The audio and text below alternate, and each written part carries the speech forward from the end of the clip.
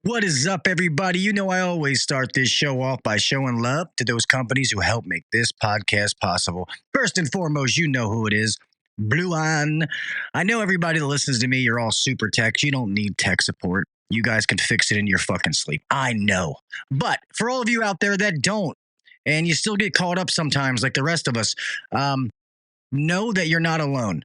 You ever had that 459 feeling, knowing that you're stuck on something and man, the OEM tech support is only got till 5. What am I going to do? Well, guess what? You can call Bluon tech support 365 days a year. Every single day, 24 hours a day, Christmas, Thanksgiving, New Year's, you name it, there is somebody there to take your phone call. They are growing and growing as far as being able to take care of more things, as far as like the industrial, commercial kind of side. And these are legit technicians. They are me and you. They're us. They just happen to be behind a phone now.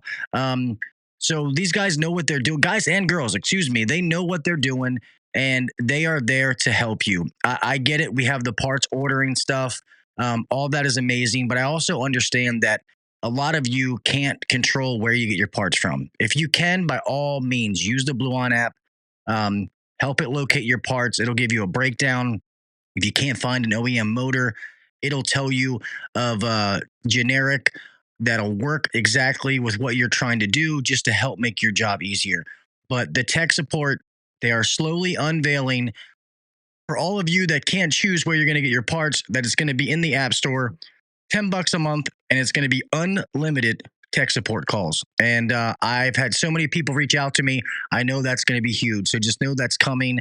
And remember, my friends over at Bluon, they are upgrading the HVAC industry, and they've done a damn good job so far. All right. So if you've not downloaded the Bluon app, what are you waiting for?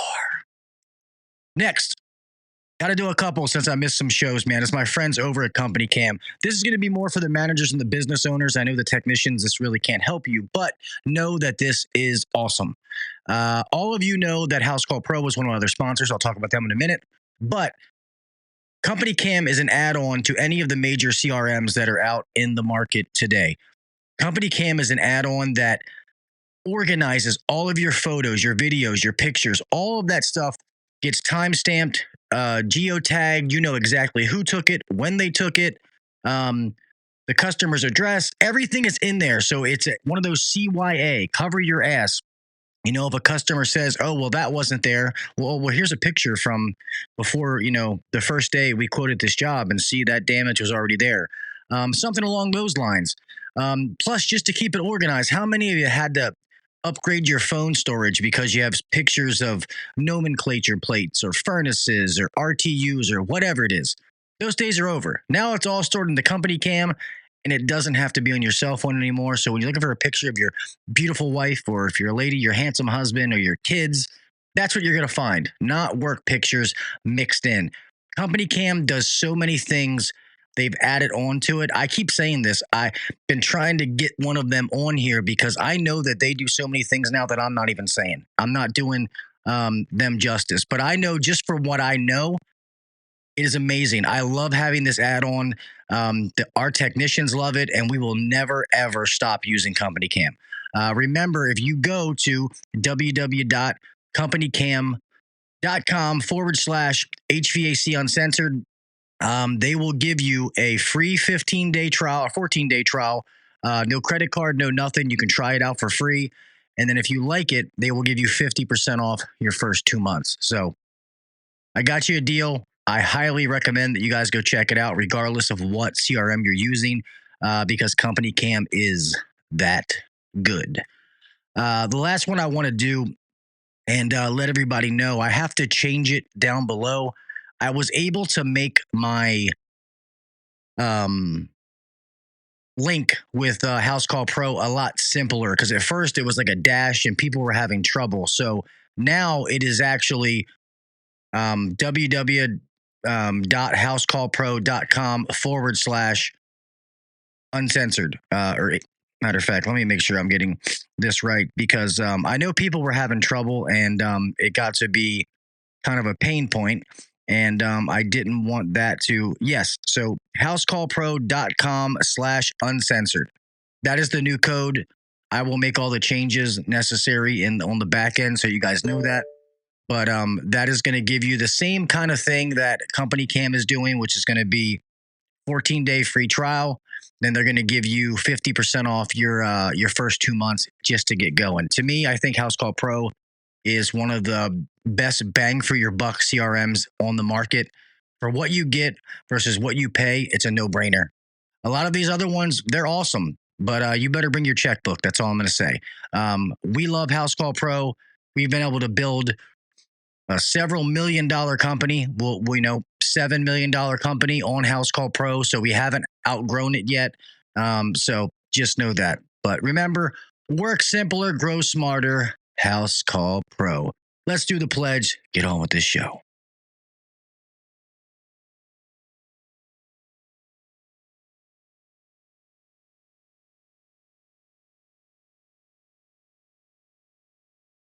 I pledge allegiance to the flag of the United States of America and to the republic for which it stands, one nation under God, indivisible, with liberty and justice for all. God bless the United States, and thank you to all those men and women who defend it.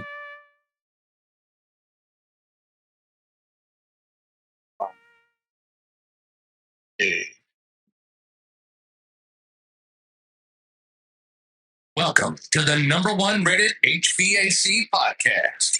If you're looking to grow in the HVAC industry, then you're in the right spot. Blue collar people talking about blue collar shit. Let's get better together. So turn up the volume, buckle your seatbelt, and let's welcome your host, Gil Cavey Jr.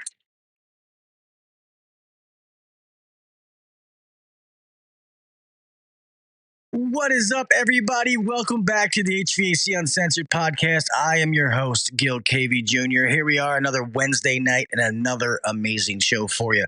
Apologize for the late start. It's been a goofy night, but thank you to my guest for being able to wait for me and stuff like that. I had to take my mom at the last minute to be able to get her blood drawn to check some level. The doctor called at like 7 o'clock and was like, I need you to do this right now. So I was like, you got it. I'm on the way there now. But anyway, we're here, man. Hope everybody has had a great week so far. You guys have been following me on Facebook, man. I've had a lot going on. Settled on my house on Friday, bought a new car on Saturday, which has all been planned. Truly blessed that we've been able to do all this. But now it's the moving process. So the way it's looking, this is going to be the last podcast in this studio. If God forbid there is no podcast next week, I'll try to put something out, but just know it's because things didn't get set up fast enough. But we'll see. I'm trying to aim for next Wednesday to be the first show in the new podcast. But with that being said, man, I have an amazing guest tonight. He's a good friend of mine, and I've been able to spend a lot of time with him at AHR and different events. The guy is super hilarious, but he's so funny that people fail to realize how smart this guy is. He knows his shit on a whole nother level. The information that he gives on his podcast, he breaks it down in ways that people can understand and they can learn. So you guys know what I'm talking about. If you do not already check out the Advanced Refrigeration podcast, you should. And AKA the 2024 Mentor of the Year, Mr. Brett Wetzel. What's going on, Gil? What's up, brother? How you doing, man? It's been an interesting couple of weeks, man. I was actually supposed to be in Pittsburgh this week, and I had some scheduling conflicts that happened with work, and it was either I get to enjoy myself up in Pittsburgh or I teach a class for the guys at CoolSys, and that's what I decided to do. So I canceled my trip to Pittsburgh. We've been just, and, basically, trying to do as much CO2 training as humanly possible. So this is now, I think, the third class. I think we've trained up to about 33 people. And it's an exhausting class, not just for me, but like for them as well. Cause everyone's asking all these crazy questions, which is great. I want them to. But then you're always on your game, just making sure that you're giving them the right information. You know what I mean? Yeah. And that's a week-long class? Yep. Ooh, So man. yeah, it's been a while. So like I went on vacation last week for the first time. The family and I went up we drove from Dallas to Oklahoma City to Tulsa to Branson, Missouri, and then out to Arkansas to go visit my daughter's boyfriend, who apparently is 16 and doesn't know his address. And so that was interesting and funny. And my son is extremely savage. So he's sitting in the back of the car, and he's 7, but he's a savage. And we roll up to the kid's house because he told us it was X street, but it was not that street. It was another street. And so we get there. Jake rolls down his window. He's like, how comes a 16-year-old doesn't know his address, but a 7-year-old does? My kid. That's funny. That's good you got a vacation, though, man. Yeah, but Saturday we drove 8 hours back, and then I got in the car on Sunday at around noon, and then drove right here to Houston. So, yeah, it's been exhausting. And then because of some scheduling conflicts, now I have to go to California, teach another class on Monday, and which means I get off here Friday. I'll have off Saturday. I fly out Sunday afternoon, out to LA and teach that. And then finally I get to be home for a full week, which has been the first time in a little bit. Man, that's crazy. I mean, it's people see the jobs and they're like, oh, you get to travel and it's great. And there's, probably definitely good parts to it, but you got away from home. I mean, that's some people, that's a good thing. Some people it's not, I like my family sometimes. I like you too, right? So yeah. They like when I pay the bills and then leave. But it's funny if God forbid somebody listening to this doesn't know, who exactly you work for and exactly what you do. You're a technical trainer, correct? Correct. So I work for COLSYS, basically in charge of the whole training program. So I've been working for COLSYS for about 8 years. I started off as a technician, worked my way up to a level 7 technician, worked my way up to a service supervisor, then basically became a regional trainer where I was training all over Texas and all over Oklahoma. And I was getting kind of complacent, kind of bored. And corporate gave me the opportunity to, really, go around the country and like work on different equipment. And be able to train other people around the country because there's not very many people out there. So I mean, if I have the opportunity to help train anybody up, that's what I'm going to do. And at one point they're like, "Hey, you're in charge of training now." I'm like, "Okay." So we've developed a whole bunch of different programs. COLSYS historically has been a commercial industrial contractor, right? Doing a lot of cold storage, supermarket, stuff like that. Past couple of years, we've acquired different companies. We probably have, I think 90 offices now throughout the country. And so we have all this big brash of like commercial, and it's kind of been unfair for the past couple of years. So one of my biggest prerogatives since I've been here in the big seat is basically creating light commercial curriculum. Which I have done. We've created just about 4 different classes, level 2, 3, 4, and 5. And actually, there's so much information in 2, we've actually split it up into an A and B course. I looked at the curriculum of what I really wanted them to learn, and I was like, there's no way it was going to be like crapping on a screen door. Like there was no way they were going to get all this information all in 1 week and actually be useful. Yeah. So I made the decision. I was like, let's split it up into 2 courses. So we'll do an A and B.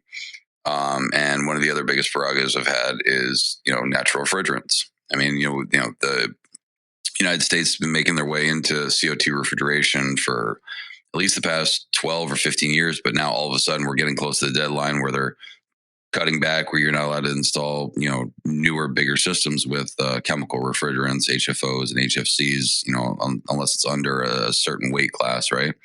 So now everybody's installing CO2. And so the more and more people out there need to know how to work on it, because there are some little intricacies. I mean, it's a lot the same as regular DX chemical refrigeration. There's just a couple of nuances with it.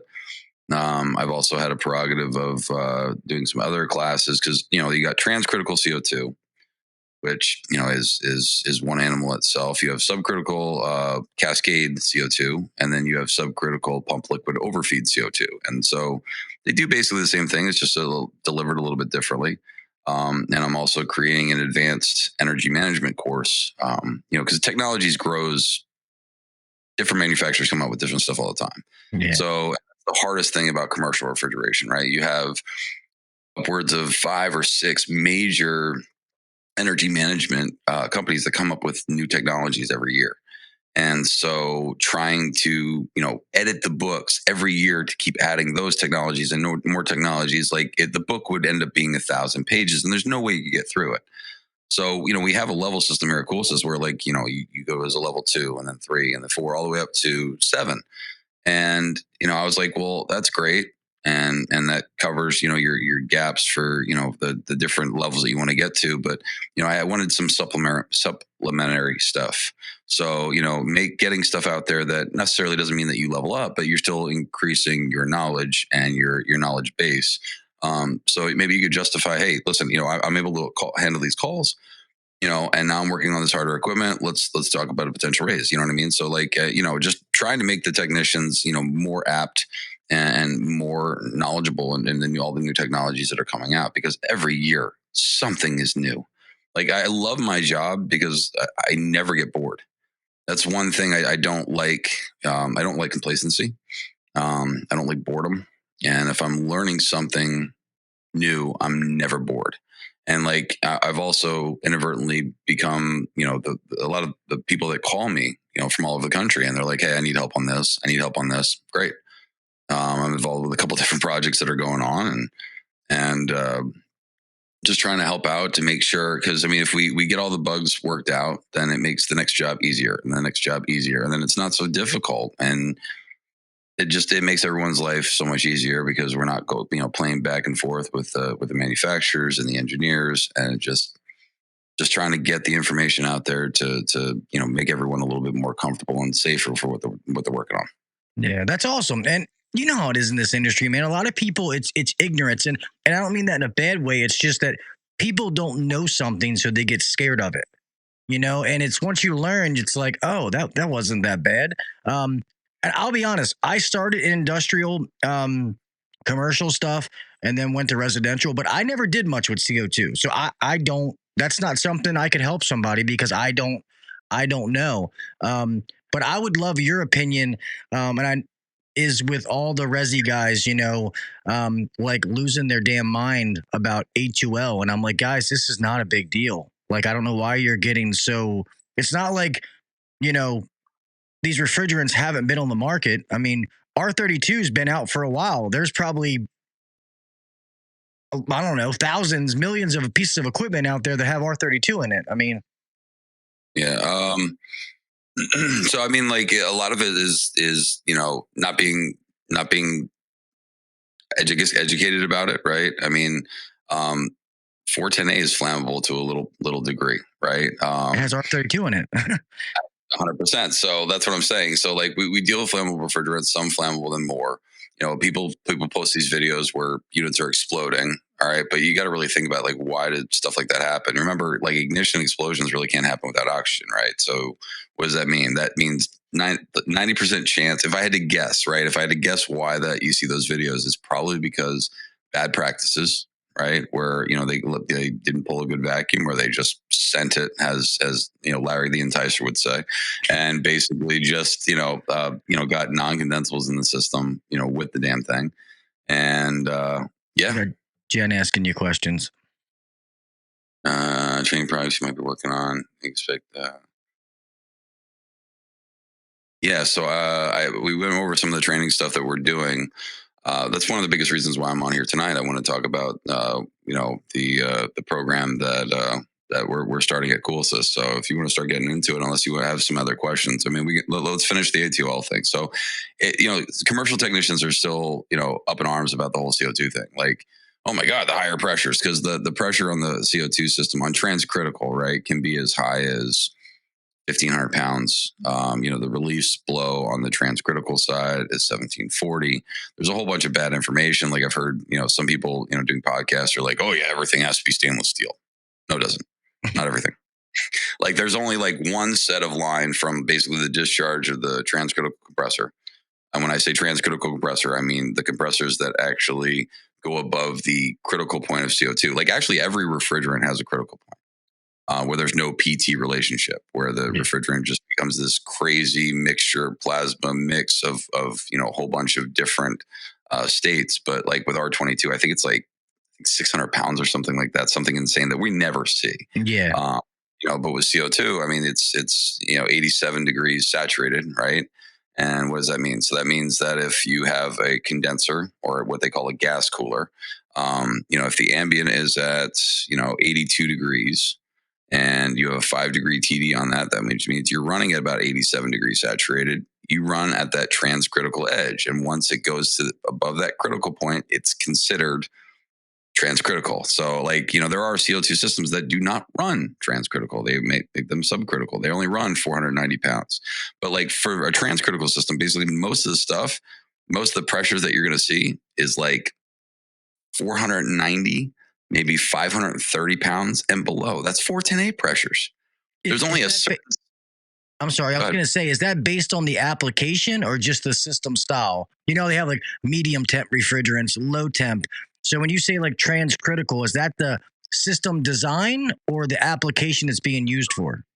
Transcritical means essentially that the refrigerant actually runs above its critical point, above 87 degrees saturated, right? So if you have an air-cooled anything, right, and it's, like I said, 82 degrees outside, and the condenser, so in air conditioning, right, typically you have 25 or 35 degree TD on the condenser, right? So if it's 100 degrees outside, you're going to run 125 degrees saturated or 135 degrees saturated, right? Well, with CO2, once we get up to 87, there's no pressure temperature actually relationship. The PT chart basically stops, and because they don't really know what state the refrigerant's in. So we have to mitigate that refrigerant to get it back into a form that we can handle it. And that's why you have this HPV or high pressure valve to help mitigate that. Gotcha.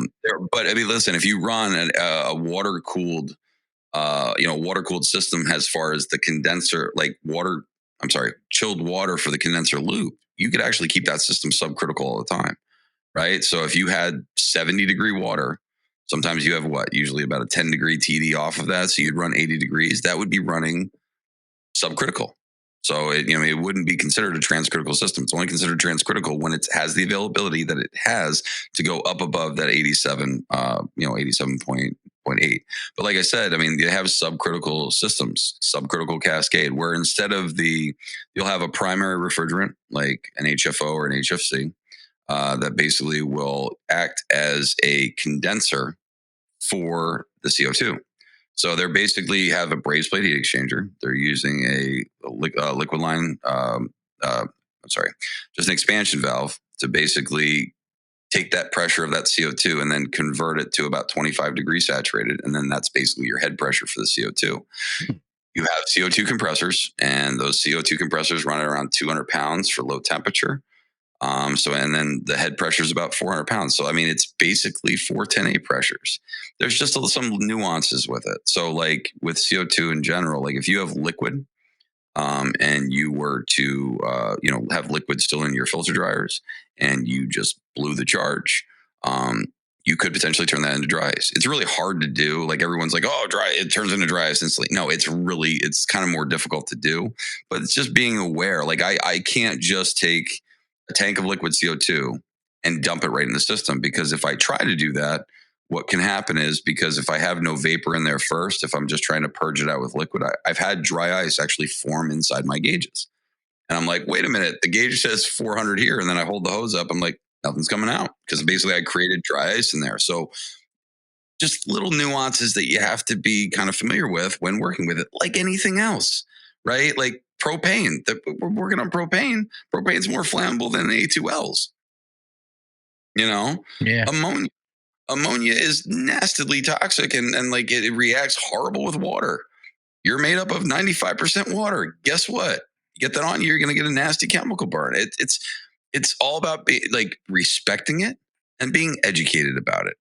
You do those two things like anything else. I mean, you remember, like, I don't know if you remember, sorry, you're just a little bit older than me, but like, when we started switching from, when Puron came out or 410A, right? Oh my God, that pressure is going to kill somebody. Yeah. We've worked through it. Now we're working out of it. You know what I mean? So it's generational. Like, this stuff happens. And it's funny. Like, I make jokes during class, during CO2. I'm like, boys, we're back in the day R12. I'm like, we can blow the charge now with CO2. You know what I mean? So, I mean, because there's no recovery method that they have out there. Like, you get it down to a vapor and you blow it off. I mean, and there are release all over the system. And like I stated before, like, there's one section of line that either has to be stainless steel, black pipe, or what they refer to as XHP. My Canadian friends will know it as K65. It's basically an iron drawn copper. So it's actually a piece of copper. It's a little bit thicker of a wall, and actually you have to stick a magnet to it. It actually kind of sticks to it. There's iron in there, and it just strengthens it up, makes it up to be suitable for like 130 bar. I think it's 1840 is the burst rate, and the reliefs actually go at 1740 on the high side. So there's so many safeties. I mean, they've been using CO2. The first patent for it came up actually in the 1850s. They used it a lot for marine because you could then use water cooled, which kept it subcritical, right? You got nice ocean cold water, so you're not running those crazy pressures. I have a picture of a guy with awesome 80 socks and loafers, and he's working on a CO2 compressor, a picture that I have back in like the 90s. It just, when R12 and 502 and 22 came out, they were like, hey, we don't need to worry about that crap anymore. So they kind of like stopped using it. And then we found out that all those other refrigerants that we came out with are bad for the environment. So now we're back to the CO2 and the, it's going to be back. We're going to be dealing with propane. We're going to be doing CO2, R32s, a little bit of HFO, very minimal, and a lot of glycol probably. That's where I think we're all headed. And ammonia. But ammonia, like I said, you're kind of limited because you can't have it near a school. You can't have it near a hospital. There's a lot of different stipulations with that. I mean, if you said you did industrial, right? Like usually on an industrial plant, they'll have, 4 corners of the building. They'll have a windsock. They'll have a camera pointed at the windsock. So if you have a release, is the wind blowing that way? Okay, then I'm going that way. So it's all about respecting it. It's all about being educated about it. Sorry, I'll get off my soapbox now. But yeah. No, you're good. Yeah, I remember me and my dad working on an ammonia system. And I remember years later, that plant had a leak. And it was on the news here, like shut down and all of these people out there. So I remember hearing that stuff is no bueno when it happens. And to be honest, I like learning, and I don't care what refrigerants that we use if they change it. I really don't. I just worry about the phase out. When you hear like Rich and them from the Jerks saying that New York is going to say after January 1st, 2025, that, 410 is done, like, that's not going to work. Like, we still have customers out there getting systems installed right now. Like, that's what bothers me, like phasing out the old stuff. Like, let it be a process. Don't just try to flip a switch, because that's just going to screw people. But whatever they decide we have to use, if I don't know about it, then I'll learn. That's, you figure it out and you change with the times. Like you said, guys went from 12, R22, now we're using 410. Now it's going to be R454B and R32. I've heard some people debate that, R32 is more trusted and there's more like data on it versus R454B. So I was kind of surprised to see some of the big names like Lennox and Carrier go with it, but they obviously have their reasons. Well, one of the reasons is, I guess, over in Europe, they're starting, because usually all the laws and things that we adapt usually goes from Europe to Canada to here, right? It's usually what happens.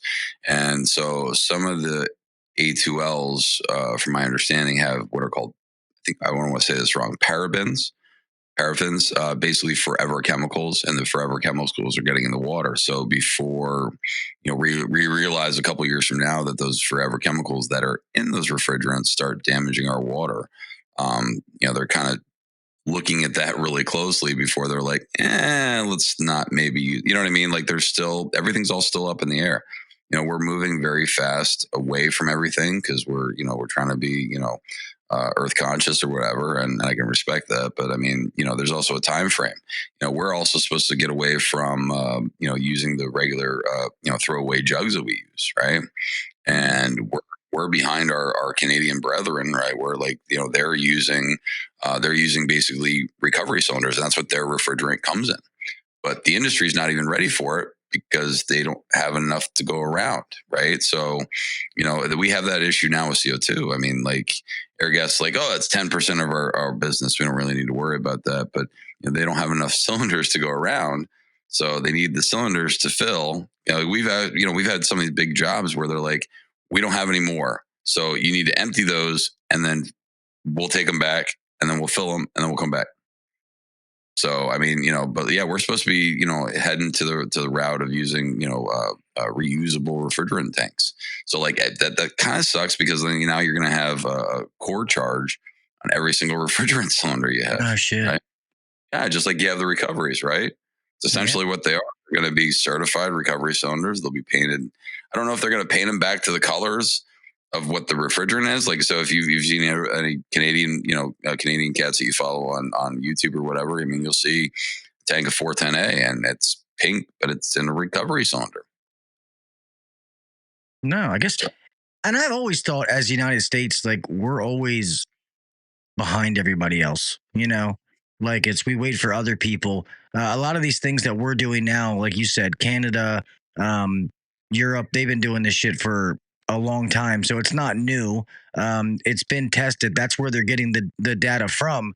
And I wish that we did what some of the other ones do, like with licensing. I wish we did that in the United States the way they do it in Canada, where it's like kind of, where you actually you have to actually go through a program. One of my biggest problems, like right now, I think last time I looked, there's 369,000 open HVAC positions. Now that's refrigeration, that's HVAC, could be boilers as well. I'm not sure all that what it entails, but there is a shortage. Everyone wants to be famous on Instagram. Everyone wants to be famous on YouTube, and no one really wants to, do this. And the people that maybe even want to even think about it, like when I started, I didn't know what this was. I met someone while I was doing water treatment and I was like, what do you do? And he's like, well, we make shit cold. I'm like, well, how does that work? I didn't know. Like, I mean, I honestly didn't know. And that's, some of these, there's a lot of for-profit training centers out there, which, people might get mad at me for saying, and I don't care. Because, what are you doing? Like you're charging these cats, X amount of dollars and, what do you train them for? Maybe 20 hours in a month. What's that going to do? You're going to teach them maybe how to put gauges on, and then they're like, oh well, now I want like $40 an hour. Ain't gonna happen, kid. They're promised whatever, and then they end up going to a contractor, and they're like, well, this is too hard for like I thought I was going to be making this. Well, they're not. They're not trained up to where they need to be. Like there's some really really good sociologists, right? Like 9-month, 18-month programs where you basically actually come out with an AA degree. There's one place up in, we mess this name up. Up in Oklahoma, it's like Okeechobee or Okeedokie. I don't know. I forget what it is, but there's like a college up there, and all the cats that I've talked to that actually come out there are brilliant guys. But like like I said, there's like these for-profit ones that are like a month long, and yet they're it's like a total of like 20 hours, because it's like 3 days a week for like 4 or 5 hours. What are you going to teach somebody? I mean, you can spend a week on electrical, just electrical, you know what I mean? Not even start talking about refrigeration theory, which, I guess this would be a good segue for me to talk about. So, this is something that's kind of bothered me for a while, right? I mean, like, we're in a shortage, and a lot of, I haven't seen as many people leave refrigeration and just go to HVAC in all my, like I've been doing this almost 22 years this year. I'll be 23 this year. And in all my years, I haven't seen as many people just be like, you know what, I'm done. Peace. Like there's no work-life balance anymore because all the older heads are retiring. And so you have these younger guys that, try to get educated and they don't really know where to go for it. So, I mean, that's why, me being in charge of training is a really good fit. Back in March of last year, I've been waiting to talk about this forever because this is something that I'm really, really passionate about. And I think it's going to be great for the industry, as well as, great, bringing kids in. So CoolSys is starting something called Get Paid to Train. So what we're going to do is, we're trying to motivate, younger kids or people that go for maybe one of those for-profit training centers to basically get involved with the trades. CDL industry does something similar, right? Where they're like, hey, come work for me for a couple, we'll pay you how to learn. And then give me a couple months, after you go through the program, and we won't charge you anything for training. So it's a double whammy, right? You're getting paid to learn a trade, or CDL being a trade, and as well as HVAC and refrigeration. And basically, we just the trade-off is you give me a couple months, and you work it, and you're actually learning a hard skill that now you can progress in. So what's nice about CoolSys is that we do have 90 some offices throughout the country, right? So starting the second week of July, we're going to be starting this program, Get Paid to Train. How it works is that we're going to start going through some high schools and some other some other trade schools, and seeing who really wants to hard nose and really get into this. And so what the program consists of is that it's a 12-week program. Nice. It's basically 9 to 5. You get an hour lunch. I thought about it. I was like, we'll just do it to 4:30. I'm like, no, they need it's going to be so much information and so much lab that I'm like, they need at least an hour to chill out in the middle of the day. So we're going to make it 8 to 5. It's going to happen in Fullerton, California, and it's going to happen in Houston, Texas. Actually, I'm in Houston right now.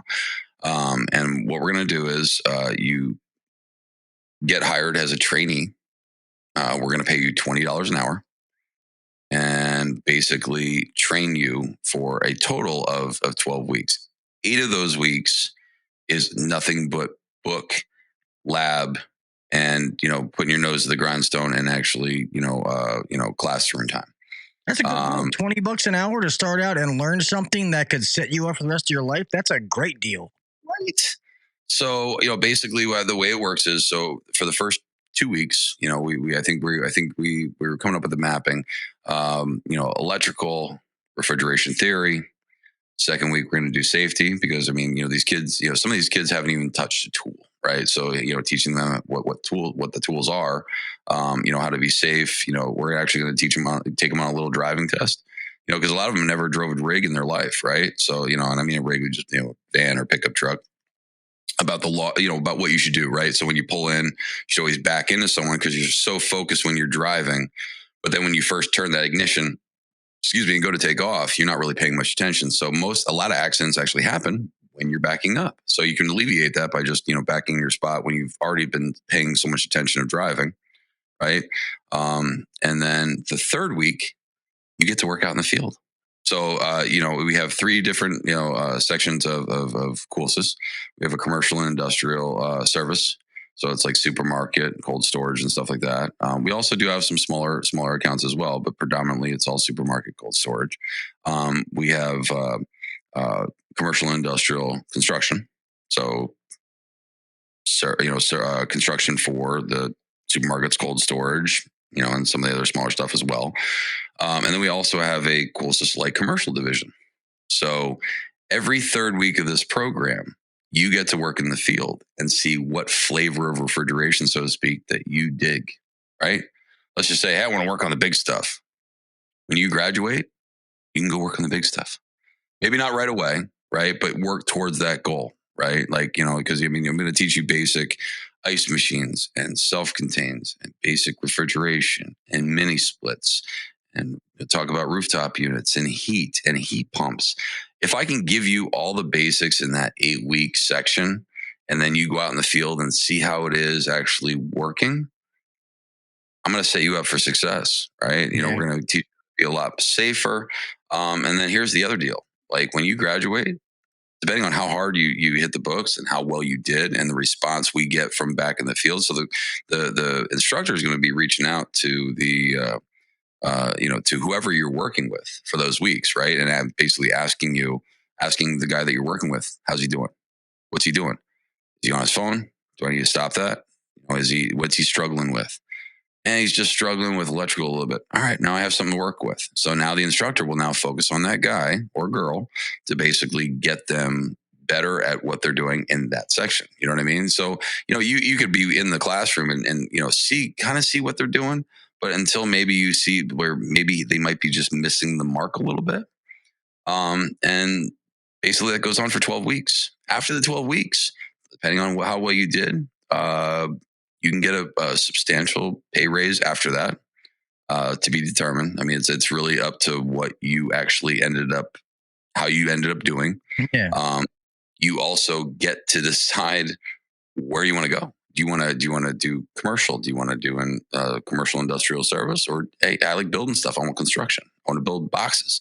I want to, install the equipment. Or maybe I want to install the equipment first before I actually get into service, because I think maybe I'll have a better understanding of that, which is very high probability. The other thing, we have 90 offices.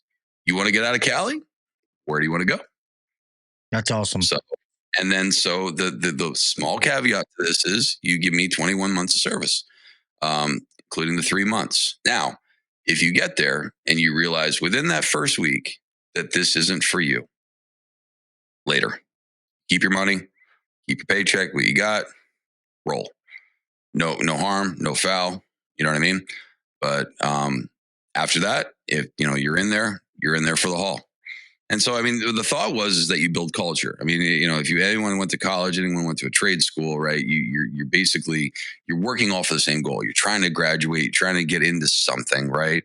So, I mean, you build a little bit of culture, and so future generations as well. I mean, when this starts rolling, hell, if my son or daughter wants to do this, I'm all about it. Which then becomes, more family oriented, right? Yeah. Hey, look, dad makes an awesome living. You want to do what he's doing?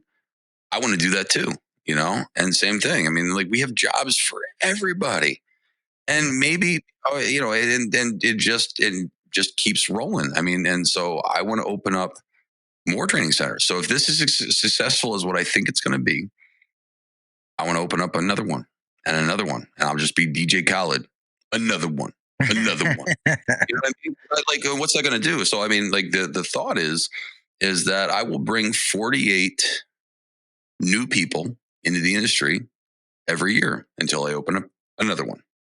And then basically just keep turning. And that way we keep getting people interested. And then, so the other thing is too, you take some of the graduates that really dig at what they're doing and you take them back and use them for recruiting. Now I take them and hey, listen, I didn't know what I wanted to do. Quilsis gave me the opportunity and I really dig what I do. I make a good living. You should try it out as well. You know what I mean? So, I mean, one of they were going to ask for a small little essay, why you think maybe you might be a good fit for this. Man, I like taking stuff apart. I like knowing how stuff works. A small mechanical aptitude test to see if you really, dig about the mechanics and stuff like that. And I just think it's going to be successful. I hope so. I mean, I'm all about trying to get new blood into the industry. And if, that's the thing, if no one knows these jobs exist, so when I started refrigeration, I knew that dead bodies were put in a morgue. I knew they had to be cold, but I didn't know until I had to put a fan in a morgue that's where it was. Yeah. Unless you're educated about something. I mean, what do you don't know? You don't know what you don't know, right? So that's what I'm trying to do. I'm trying to get the word out about the industry, as well as give someone an opportunity, because someone could go tomorrow and go to McDonald's and get paid $15 an hour. So why should I do anything hard? Well, this is a career. I mean, I tell people all the time, this is a career. This isn't just a job.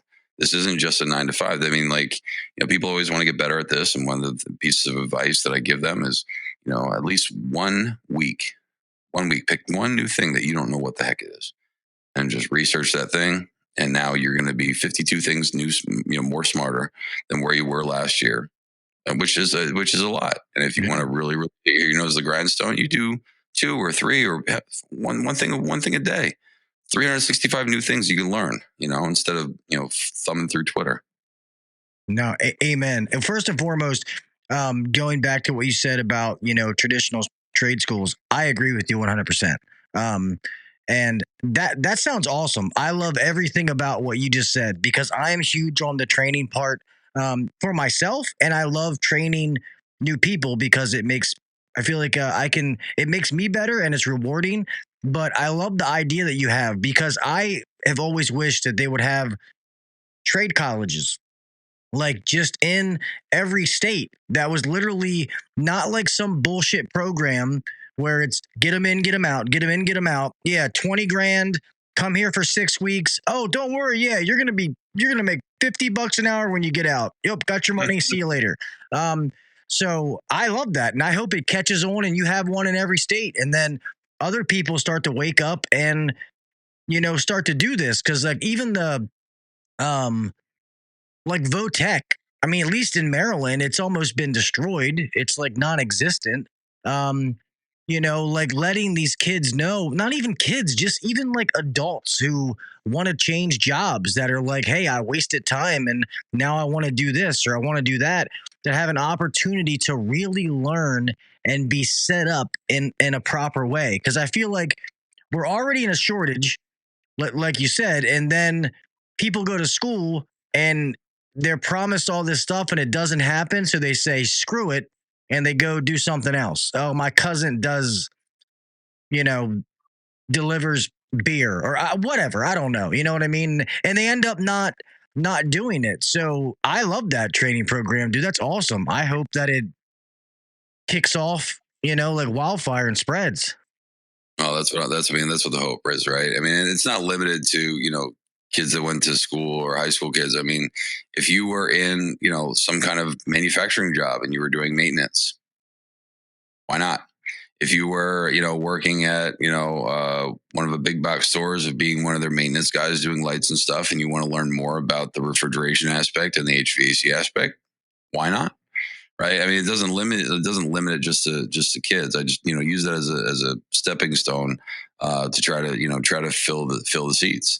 I mean, I like I said, I want this to be successful. I want participation, and that's, I'm making a run on the podcast, circuit because I want to make sure people are aware that this is going to happen. I mean, Quilts is with their TA department is going to, put the word out and basically try to get, everyone educated that these things are going to be going on. And I want this to be successful, not just because is my job landing on it? No, and even if it was, I just wanted to be successful because I love this industry. I love what I do. And I want other people to be able to, have the benefits of what I've had. I mean, yes, it's hard work, right? You put in some hours occasionally, but also it's trying to get a little bit of work-life balance. And that's the other thing that the program actually does, especially in the areas that the program's going to be, right? One of the reasons why I said, we've had a lot of people leave is because of the work-life balance, right? They're working too many hours. And so, the idea is that this program predominantly is supposed to be going on in the summertime. So we're starting the second week of July. So what does that mean? That means now I'm going to have kids or whoever wants to be in the program, basically be helping out the guys that are in the field in the summertime. So, that they can go home at a more of a reasonable time, because I mean, there is no one to be had. Technicians are not falling out of trees. Mm-hmm. We have to grow them. I mean, that's why I say, I agree with you with the whole Canada thing where it should be, we should have some kind of standard where it's not just like, yep, you had, 40 hours of training. Here's your participation trophy and go out in the field and go get a job. Like there needs to be standard. I mean, I man, if I had some capital, man, I would do my own, trades games. You know what I mean? Like kind of like what Canada has, man. Like, they do some crazy, awesome stuff up there. And I wish that we had the same to get people energized and wanting to be, in the industry and wanting to do these things. Instead, we're just trying to figure out, and people keep trying to just reinvent the wheel. Like they not reinvent the wheel. They're doing the same thing that they did all the time, expecting a different result. Right? That's the definition of insanity. Yep. So that's why I'm so passionate about this. Let's try something new. Like, if it fails, I don't think it will, but I mean, like, let's just tweak it. If we have to change something about it, let's just try something different, because the approach that we're having isn't working. Every electrician shop should be doing something like this. Every steel fitter, like everybody should be doing something like this. So we get new blood in the industry. I mean, the trades is what build this country, right? If we don't trade, we don't have buildings, we don't have roads, we don't have electricity, and our food is not cold. We built this city. Sorry. You lost me. Oh, you lost me. We built this city on rock and roll. Come on. Stop fucking with me, Brett. I agree with you 100%, though, man. It's that it's going to take these one-off programs like yours and people doing it for it to become the norm, because there's some good trade schools out there. I've seen some of them. We have one that we send our guys to in Arkansas, the Ultimate Tech Academy. Awesome. I don't think it's long enough, but they do an amazing job while they're there. But that's the problem now. It's just a bunch of one-offs. There's no standards set, but it's going to take things like this to start getting put in motion for it to become the norm. Hey, look what these guys are doing. Man, look at how many, you don't ever see this place, trying to, you don't ever see them putting out ads for needing employees or needing techs. No, because they're growing their own. And that's what a lot of big places are doing it. But now we need to get it for just the trade in general.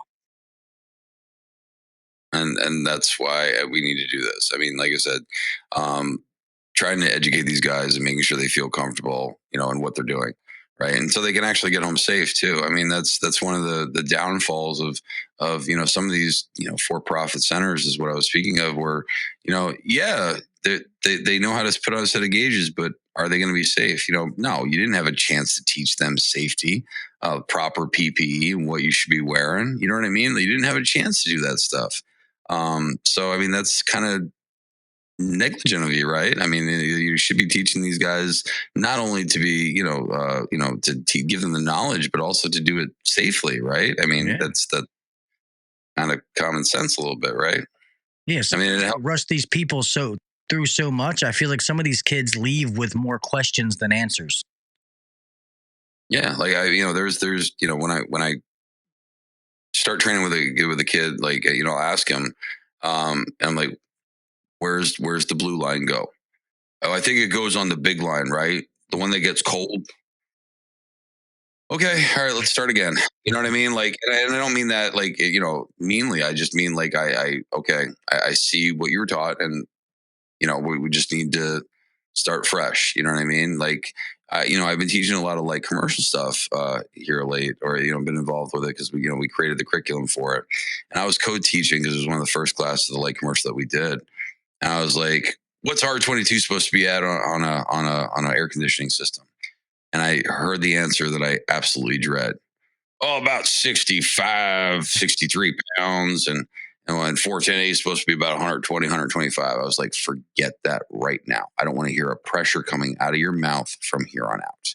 I said, everything needs to be saturated. There are way too many refrigerants out there. You need to be saturated. And they're like, well, I don't know what you mean. I was like, that pretty number that comes up when you have the pressure on your digital gauges right below it, that's saturated temperature. We need to be at, what are we trying to do? We're trying to remove heat, remove moisture. So we need to be at around, no, not beer can cold, Wreck-It Ralph. Basically we need to be at around, 38 degrees saturated, because we're trying not to freeze up the coil. Water freezes at 32. We want to stay away from that. And you break that down, and when I teach anybody, like I try to give them, basic rules of thumb. Like I'm right now, I'm a part of the HVAC Chicks coalition, and I have a mentee, and her and I were talking about like, what you're looking for, like as far as temperatures, and given like rule of thumb. So if you ask somebody like where your head pressure basically is supposed to be, right? Where it's supposed to be. it's like, well, usually within this range. I'm like, but why?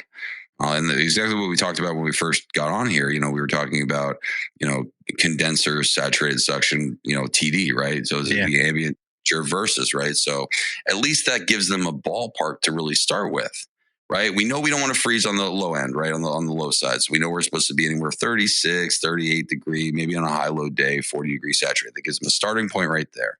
And then we can give them, okay, if it has a 25 degree or 35 degree TD, that'll give them a range of where their high side pressure is supposed to be. And then they can work right off from there. Yeah, no, I love that. There was actually a question for you that old Sammy boy asked a little bit ago, and I forgot to. Sorry, Sam. He said, Brett, is it a 21 months total or 24 months total, the course? No. It's only 12 weeks.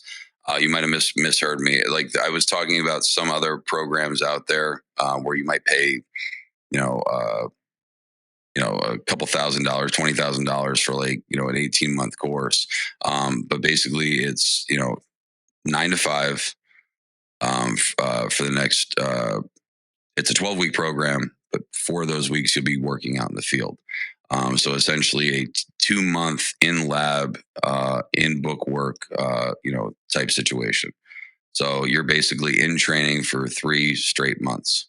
I think he means including the commitment afterwards is what he meant. Oh, I'm sorry. 21 months in total. So basically the 3 months counts as your, as part of the 21 months. Nice. Because I mean, that's honestly, like if you actually, like if I want to quit my job tomorrow and get my CDL, I could do that. And they would basically, they would teach me how to drive a big rig. And, they typically they have some kind of clawback clause where they just say, hey, I will do this for you. Just give me 21 months of service. And, the idea is, you see all the, excuse my language, but all the badass training that we do at Cool Assist, and you're going to be like, I'm staying here. I'm going to advance. I want to get better. I want to learn all the cool stuff that I can. Like I said, we actually have 4 training centers throughout the United States. One in Menominee Falls, Wisconsin, one in Jacksonville, Florida, one in obviously Houston, Texas, and one in Fullerton, California. And my idea is I want to build more. I want to utilize what I have, what offices that we do have. And basically, I want to educate as many people as possible. And the more education we have, more people want to get into this industry and hopefully, give a lot more people a lot more work-life balance. Yeah. And I think that's become more because I remember, back when I first got in the trade close to you, it's, it was you went to work and you didn't know when you were getting off. And that's just the way it was. That's what you did. It's what you got into, but you made good money. So you sucked it up. But I think now it's getting to where it's like, hey, I can be really good at what I do. I can make really good money, but I can still be home for dinner. You know what I mean? Or I could still miss, I don't miss the ball game or be home for Christmas or whatever it is becoming more relevant, which is huge. But yeah, I love the training thing, man. I love hearing that kind of stuff.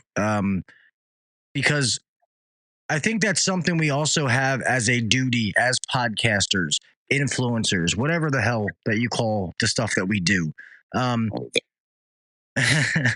Is when people are seeing us, some 18-year-old kid sees one of our posts and, is like, oh, I like this guy. He starts to follow you. It has no idea what the hell you're doing, but he starts to follow it and he likes it. Then he's like, I wouldn't mind doing this. You know what I mean? And then all of a sudden it's like, hey, go check out this. And they have a way to do that. Because I feel like if you went into schools and you said, hey, what if I told you can make $100,000 plus $150,000 a year and you weren't going to be a lawyer, a doctor, and you didn't have to go to college per se, like a university.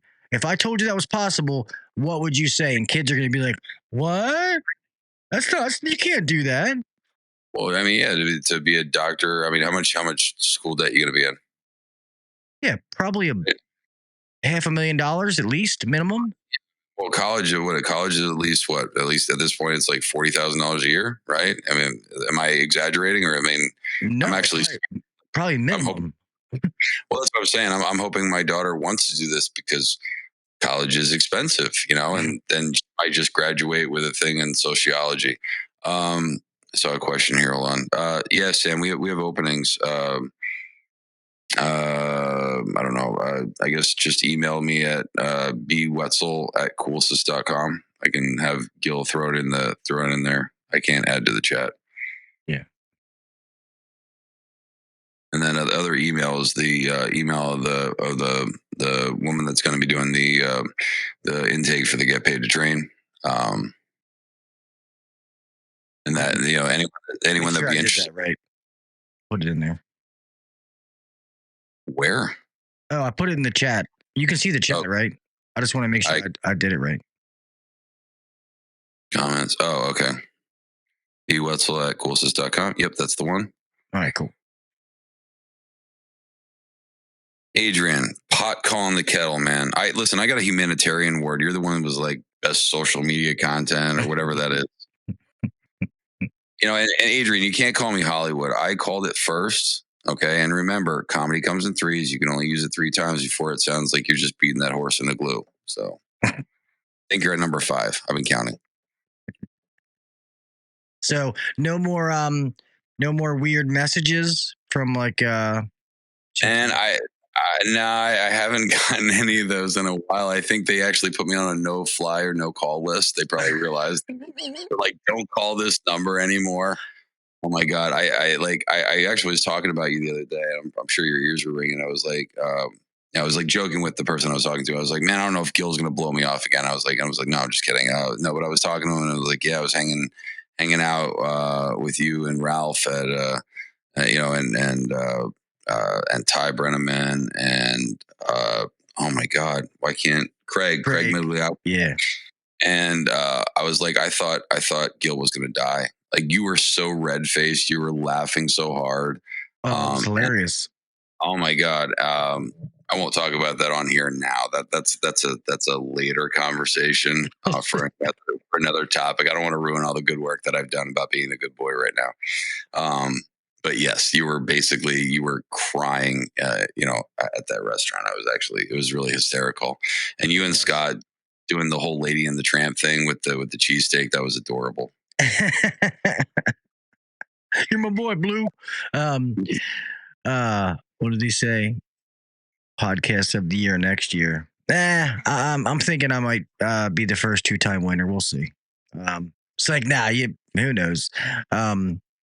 They're probably going to let new people win things, but I mean, a different award though. Hey, I hope you do win it. What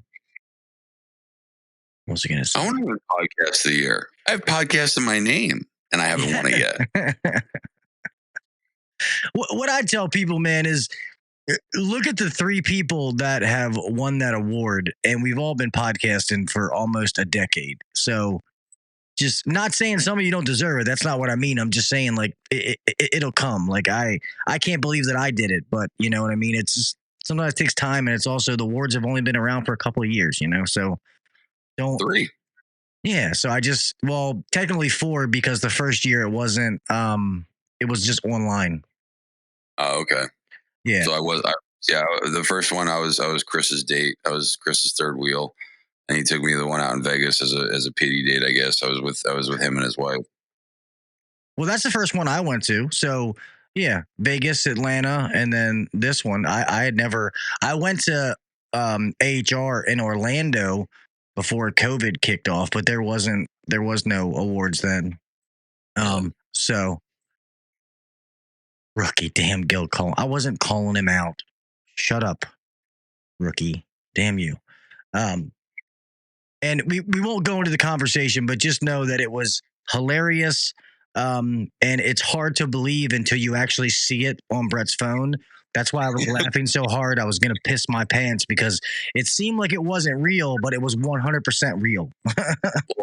Well, that's the thing with me. Like, a lot of people think that the stuff that I say is like doesn't exist, or like that I'm just pulling your leg when I'm telling you, and then I'm like showing you my phone. You're like, oh my god, that's exactly what it says. You know what I mean? Like, like I said, like my son with calling out my daughter's 16-year-old boyfriend that didn't know his address. That was, oh my God, that was just amazing. Like, like I said, my son is utterly hysterical. And I said to him after he said that, I was like, I regret every parenting decision I've ever made with you at this point in time, because like his teachers are like, he's so brilliant. He's so smart, but I'm afraid of calling him. I'm like, why? Like, is he going to say something bad? He's like, no, he just likes being very quick-witted all the time. And I'm like, that's my boy.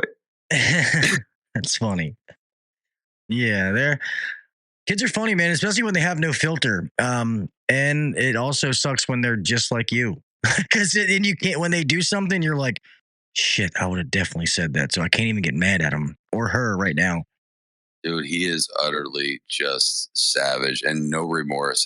But he has, it's so funny because like every child, like, so every day when he gets home, I pick him up from school when I am home. I'll pick him up, I'll take him back to the house.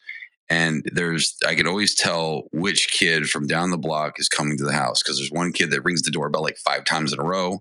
There's another one that's like ring. So I can tell who it is just by basically like how they ring the doorbell. And because I always try to be funny dad, a lot of times I'll answer the door. I'm like, I don't want any. And I just close the door on them and I hear them laughing, or like, and they're all like 7, 8 years old. So which makes it even more funnier. And then like, I'll answer the door. I'm like, who are you? It's Fiona. I've been here before. I don't even know you. And I close the door.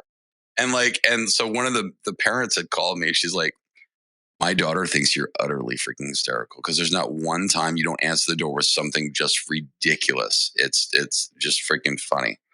I like messing with people through the doorbell camera.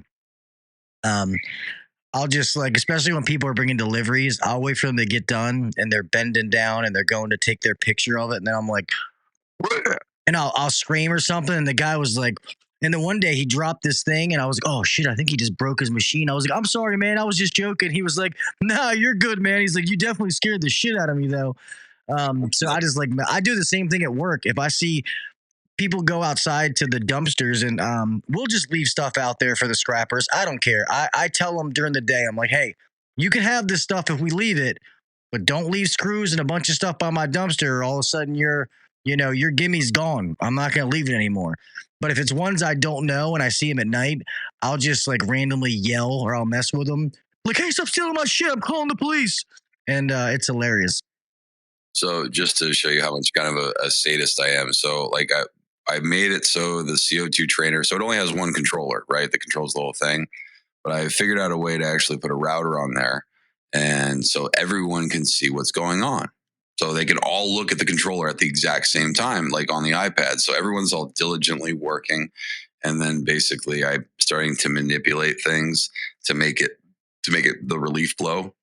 I just don't say anything. I'm just like, put it, and I know it's coming. So I get the other phone out and I'm just like, and you see, like I missed it the one time I didn't actually record, and it was utterly hysterical because someone literally ran, and no one will ever admit who did, but they just took off running. Because here's the thing, this is the prime time to do that, right? If you hear that out in the field, like, and you are not prepared for 600 pounds of pressure flowing out really fast, or 1,700 pounds of pressure flowing out really, really bad, like you're gonna get scared the first time, right? Yeah. And you don't really react. Your first response when you start seeing a leak is basically, I got to cover it up. I got to close it off. No, get away from it.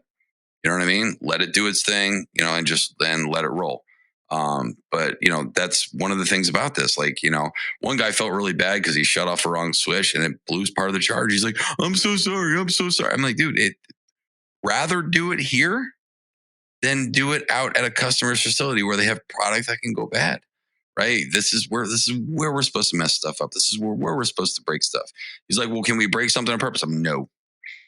Like I just, I get it if it's an accident, but that's one of the funnest things for me is just making people like jump when they're not expecting it, right? Everyone's so diligently working, checking the pressure transducers, and then they start seeing something like fluctuating where it's not working right. And then all of a sudden, and everyone's looking around like, what happened?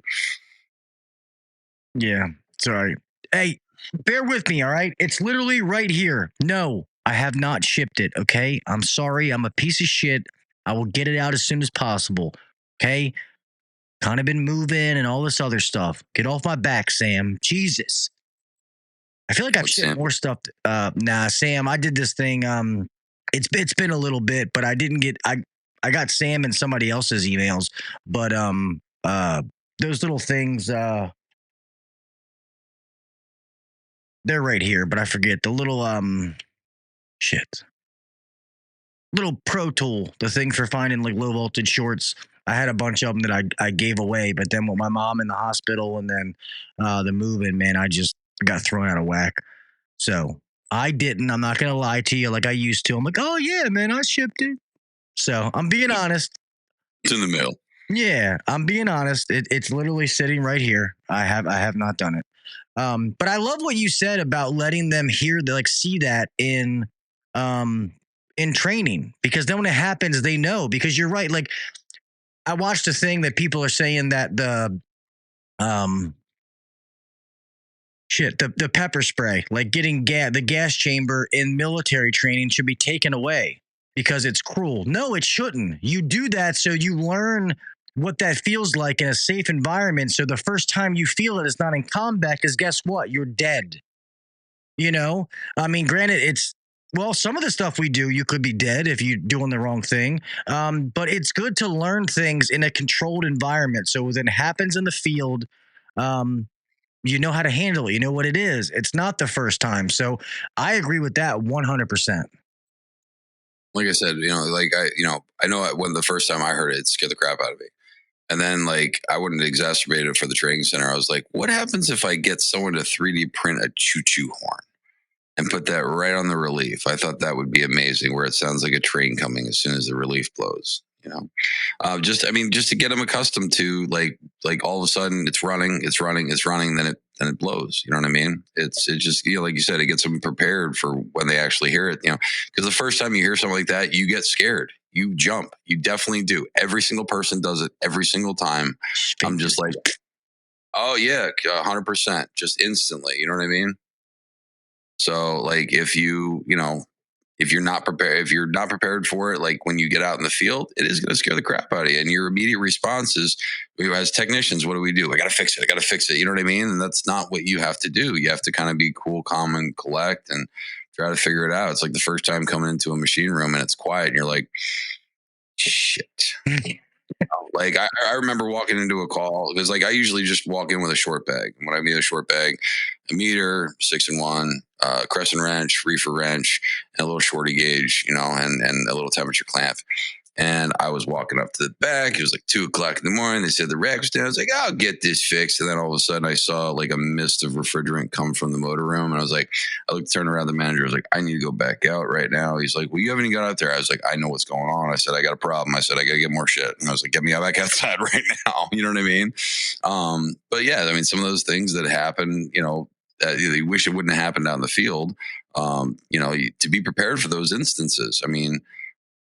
I've had instances where oh my God, I was down in San Antonio, I was teaching, and we were discussing how sometimes on these bigger fans, from vibration, they can actually break refrigeration lines.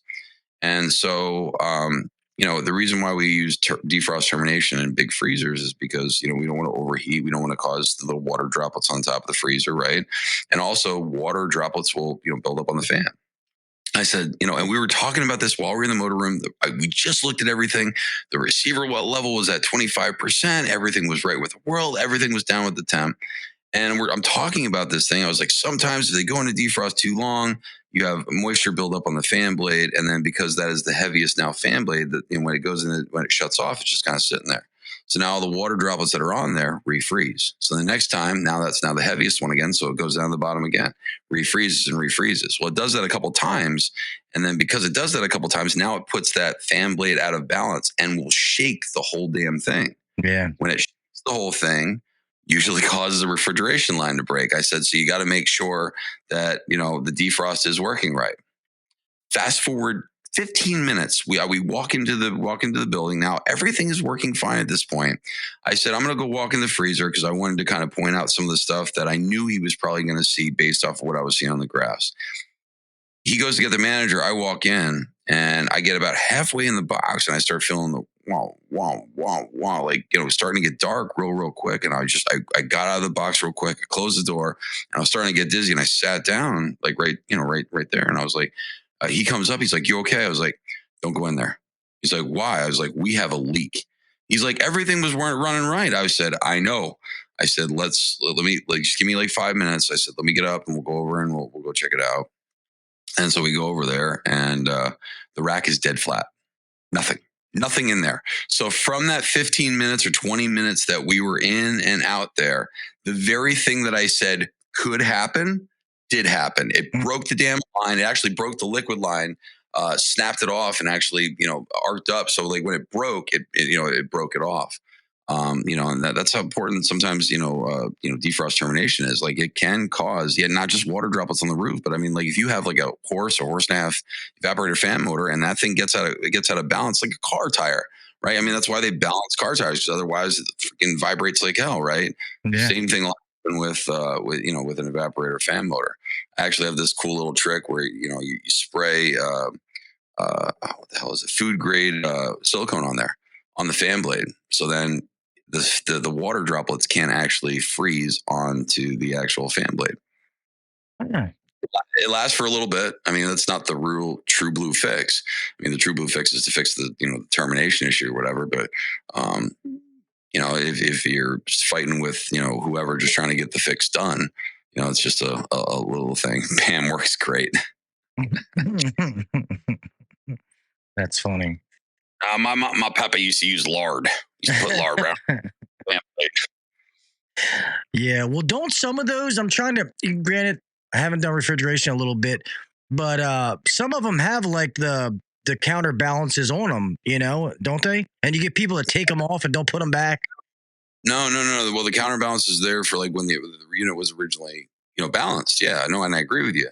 But I'm saying, like, if you have water droplets filling up on there and freezing on there, and because now that one has the heaviest one, it's always going to fall back down the bottom. So I believe you. I wasn't saying what you were. I was just thinking out loud. Yeah. Oh no, I know. I understand what you're saying. Yeah, it's essentially if they wouldn't do the counterbalances when they first installed those things. Yeah, that's usually it looks like little kind of like brass rivets all the way around. So they probably run it and they're like, oh, a little out of balance, Yeah, I see it when people do it for like condenser fan motors and they're like, oh, I should move this. I'm like, you need to leave that alone. Like, don't touch that. That's not for you to mess with. Or you just destroyed a brand new fan blade. Like, don't do that. Sadly, even after starting late, we're at an hour, actually past an hour. Do any of you guys, I know Brett's traveling and stuff like that, and he's got classes to teach. Does anybody have any questions for Brett or questions at all before we start closing this thing out? Jason, man, I'm glad to hear things are going better, brother. I know you've been through a lot in the last week or so, man. Yeah, you got to give me a phone call, brother. I tried reaching out to you. I didn't hear what was going on, but give me a shout, man. Yeah. I'm horrible at calling people back, especially here crazy. So I know I didn't call you back, and I have to call Jimmy too. It's just been ever since my mom got out of the hospital, and then now all this stuff with the move. I feel like every day, and then obviously still trying to run a company. I just feel like my head's spinning half the time. All right, so there's a couple of questions I see. What time do you go to bed, and what time do you wake up? Depends. Depends what time I go to bed. Depends if I'm working late. I mean, sometimes I go to bed 11, 12, sometimes 1. And unfortunately, my body clock absolutely hates me. So I get up exactly, usually anywhere from 4:28 to 4:26 every single morning.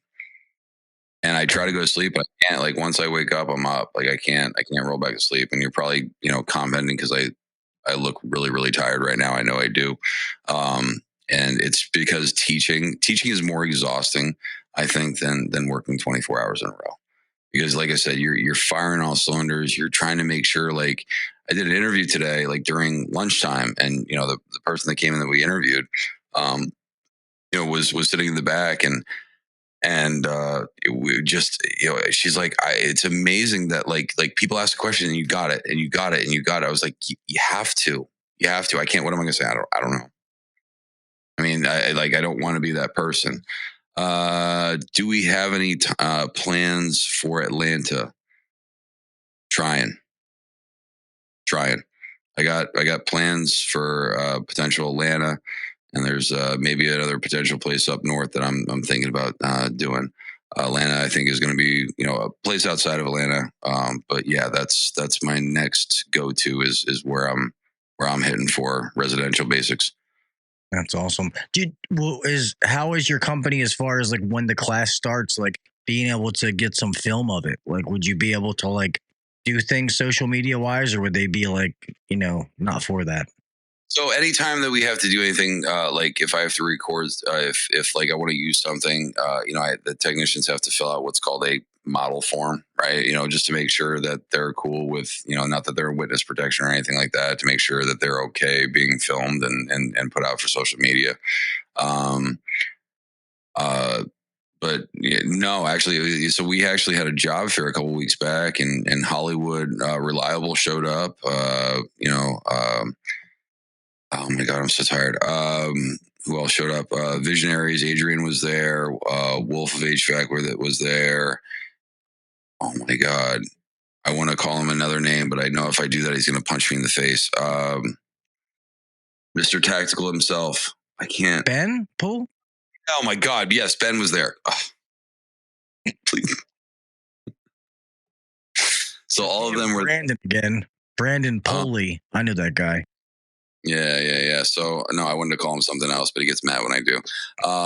No, but they all came over and hung out and kind of met some of the people that we were getting at the training center over in Houston. Just trying to get some new blood in there. Just to see what Coast is about and like what our training's all about and so on and so forth like that, right? So they came out, they filmed and they made some videos and they made some baller videos. So if anyone watches any of their stuff, please check it out.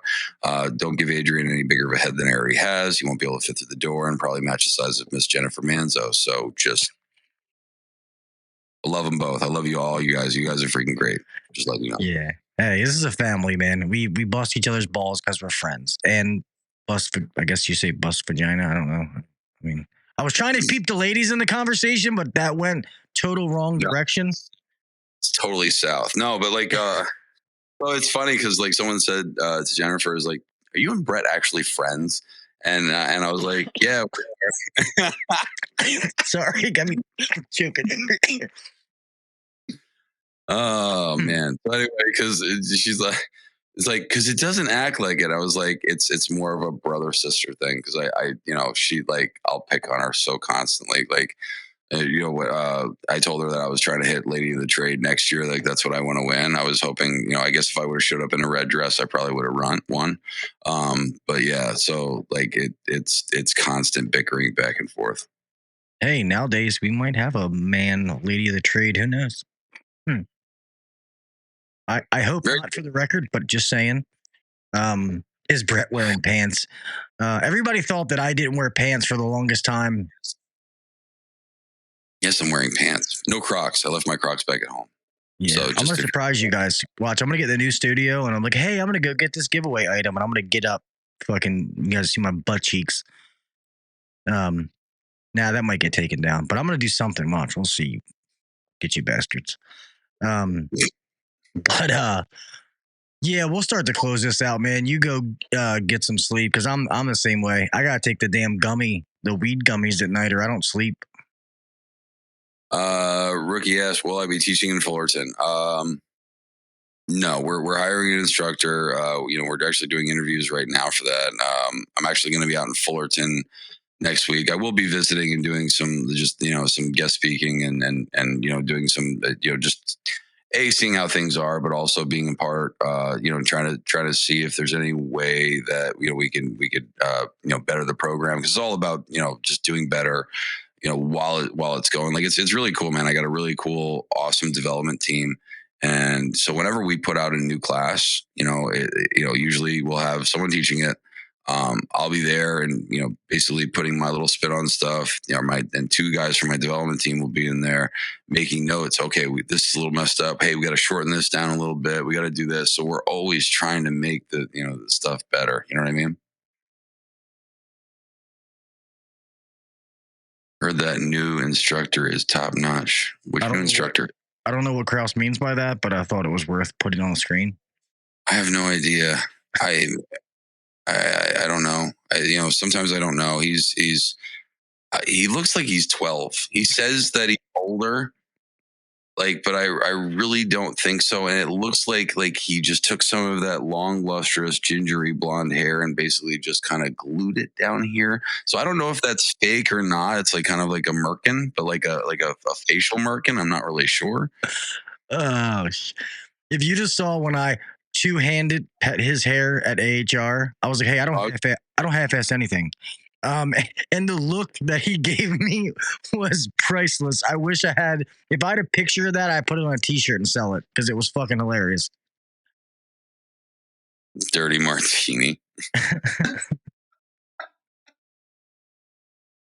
Oh, Jesus, you people. Oh, my God. Yeah, we are. No, but next time, it'll probably, Gil, you'll probably blow me off for another 6 months. But next time we hook up, we'll tell. I got some really funny stories. I told a couple with Adrian's crew, man. Just don't want to. I don't want to ruin the good things that I'm doing right now. I'm trying to keep this, trying to keep it good right now. Yeah, no, it's good, bro. You're always welcome back, man. And like I said, I'll definitely get you back to being the one of the newer ones in the new studio and all that kind of stuff. But we will. I'll get all my text ready so you can, so I can actually see some of the pictures of some of the things that we'll be speaking of. It'll be hysterical, I promise. I'll be checking. I can't wait to see them. And the funny thing is, 2 days after I came home and I told you that I don't ever get weird numbers, I got a weird number and I started laughing, but the person wouldn't engage. So I was like, this is no fun. Well, so there's a little bit of tact with it though. You can't just go full ridiculous. You have to get them really interested, right? So you have to tell them that you make a lot of money. There was one time I think I told them where I made a lot of money in medical, selling cat urine or something like that. But I got them in that way, and I was just, and then usually I usually use someone's name that I know, but I have to get authorization to do that. So I was gonna use Pat from Commercial Kitchen Chronicles, and then I didn't because he wouldn't text me back. So I had to find another Pat from the internet, and then he was a software engineer, so I just went with that story, and so that was the picture I used, and it snowballed from there. That's funny.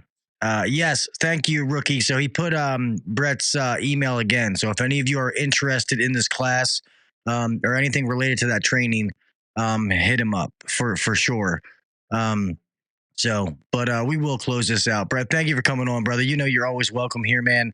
And I tell people, especially people that don't know you, that you have that funny, kind of quirky attitude. I'm like, yeah, he's a funny guy, but he's also very smart and you're very good at what you do. So don't let that, fun personality fool you because he's very smart, one of the smarter guys I've met in the grand scheme of things. So that's just the truth. I appreciate it, man. I really do. I just don't want to, I don't know. I guess I don't want to just go full nerd, right? So I enjoy making my daughter asked me the one time. She's like, "Why do you make people laugh all the time?"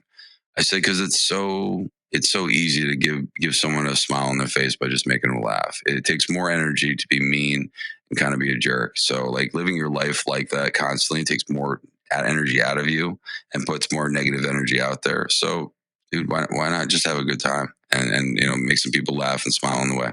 Amen. I feel the same way. Well, if God forbid all of you, especially the people here, I know who you are, but if somebody listens to my audio podcast and maybe you don't listen to others, if you didn't hear in the beginning of the show, Brett is also the host, one of the hosts of the Advanced Refrigeration Podcast. They talk about some amazing stuff, some technical stuff. They go over it, they explain it. Even if you don't do refrigeration, it is worth your while to listen to it because it's going to teach you things that are going to translate in the refrigeration cycle in general. Plus, it's just good to learn. So if you are not listening to his podcast, please go do that. If you're interested in the training, I will put his email in the show notes as well if you're not watching the live show so that you can reach out to be able to get in touch with him. So please do that. So thank you, brother. I appreciate you, man. Get some sleep and keep doing what you're doing, bro. Thanks, y'all. Appreciate it. My pleasure, buddy. Let me close this out. Thank you to everybody who came to the live show, man. There's been a bunch of you. I feel like all I have is moderators. I gotta stop making all my friends mods. Obviously, Jason Johnson was here. Mr. Nasty HVACR, Jennifer Manzo, lady of the trade herself. Mr.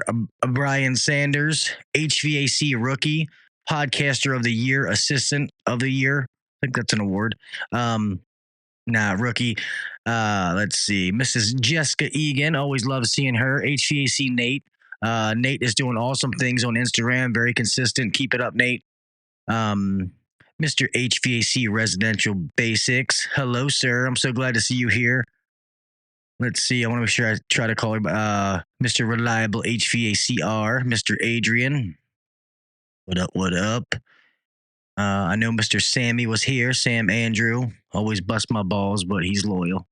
He's been coming here for a long time. Liliana. I'm not sure. Morales. First time seeing you. Welcome. Thank you for being here. I appreciate it. Oh, yeah. HVAC blogger. What is up, homie? You need to hit me up, man. If you don't like your job, come see me because I'm hiring. Let's see. I think all these are the same people. I just want to make sure. I want to try to give it out to everybody. Anybody on Facebook, if you comment, I can't see your name. So if you did, thank you. I appreciate you for coming to comment. I just didn't know who you were. And I think I got everybody. So if I missed you, I apologize. Obviously, Mr. Kraus, already named him. And I think I got everybody. So, East Coast. Yes, East Coast. I almost missed him. Everybody else, I think I got. If I missed you, I apologize, but I don't want to keep this going too long. Yes, remember, like I said in the beginning, this is the last episode in the studio. That's a fact. Literally, when this is done tomorrow, this stuff's getting unplugged, taken down. So I will not be doing another podcast in this current studio. I'm hoping to have everything done to be able to record next Wednesday, but it's a lot. So that's what I'm aiming for. But if I don't go next Wednesday, I will 100% be ready to go the following Wednesday. So we'll see. I'm going to try to get all this together.